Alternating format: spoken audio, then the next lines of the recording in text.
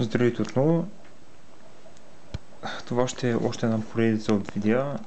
И то всъщност ще бъде едно видео, което ще направим още един тест на инвертора, но този път при по-високо напрежение. Като в този случай ще свържим нашия инвертор, смисъл изходният трав, който ще приложим различно напрежение на ние чрез изходните изводи на трафа, като в случая чрез жълтия и кафевия извод, които са изходни на вторичната намотка на този големия трав, ще се здобием с 74 волта, около 84-70 променливо напрежение. Като, сега ще го измерим. Ще покажа на мултимера. Да, ето го напрежението, което е на самия изходен трав, 72 волта,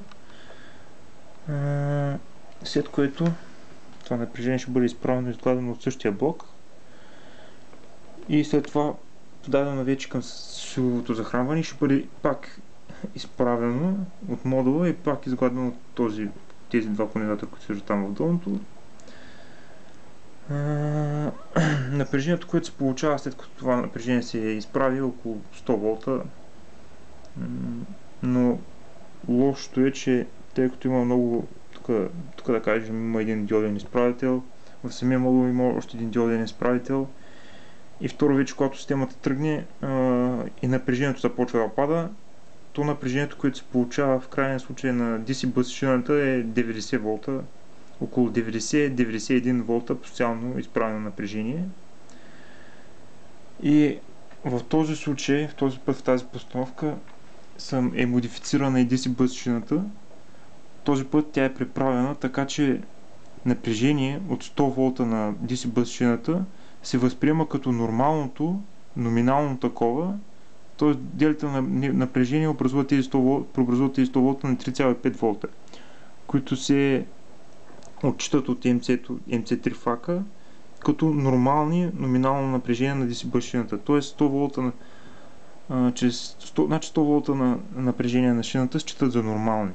Вече всяка промяна от това напрежение в положителна или всяко спадане или увеличаване на това от тази норма от 100 волта ще доведе до вече корекции на шума и така нататък. Така че този път DC бъс шината е модифицирана така, че да може да поддържа 100 волта напрежение. И може да се... Значи по задание, първоначално по задание беше 50 волта и сега е модифицирано на 100. Като може да се прекачва между тези две състояния, тези две състояния на делите на напрежения. Когато, например, ще използваме 50 волта за DC бъс шината, има тук един джъмпер, който трябва да се поставя в долно положение. Когато използваме 100 волта на шината, джъмперът се премества в горно положение. Не знам колко добре се вижда, но това е. И сега ще пуснем само силовото, за да измерим колко е напрежението на DC бъс шината. Да покажем реално.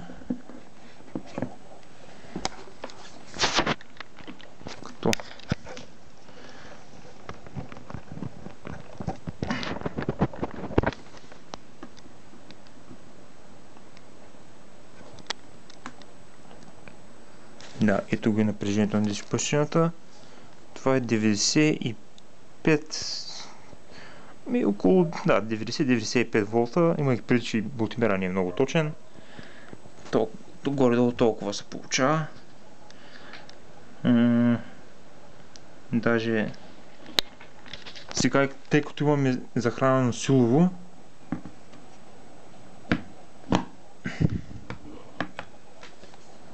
напрежение, но няма да може да измерим. Значи ще включим само временно инвертора, за да мога да покажа колко е напрежението, което следи вече напрежението след делителя на напрежение. Дали е 3,5 волта отговаря.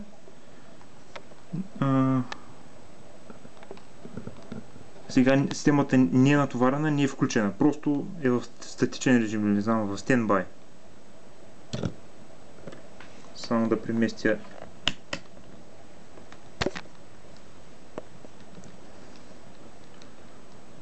колко добре се виждам тук малко.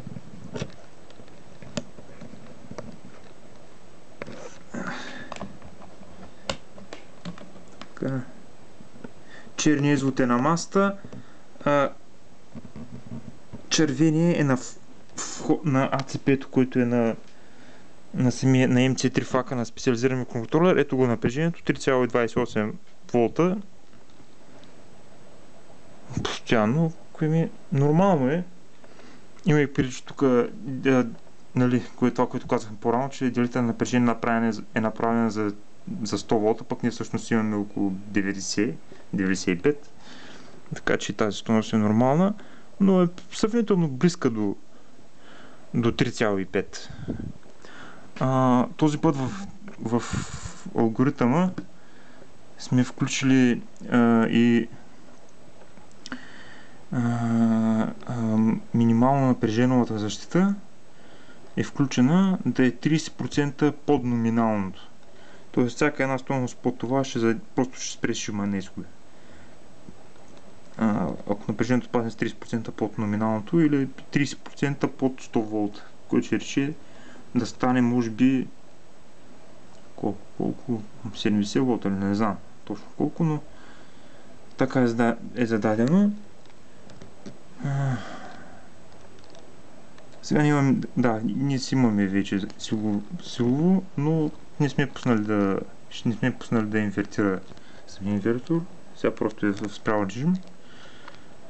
И друго. И тук май се отстрани проблема, който имах по-рано с че трябва да премахваме този джъмпер тук, който разрешава максимално топлата защита. Просто сложих един кондензатор между този извод, извода, който е свързан от ER2130, нали, извършва проверка на изходното напрежение и когато то стане повече, просто има един извод, който става маса. И този извод е свързан към един извод тук на този инвертор, на тази инверторна схема 7406. И в хода вече на тази инверторна схема свързах просто един кондензатор към маса от 100 нанофарада. Мислех, че проблема е някакъв шум, който прави, да кажем, някакви пулсации или пулсове и така по този начин предава грешка към MC3 фак, пък всъщност то е само шум. Нещата сякаш се поуправиха. И батерията започва да свършва. Затова в следващото видео, това е първото видео, в следващото, второто, ще пусна вече да направим експеримент. Това е за момент.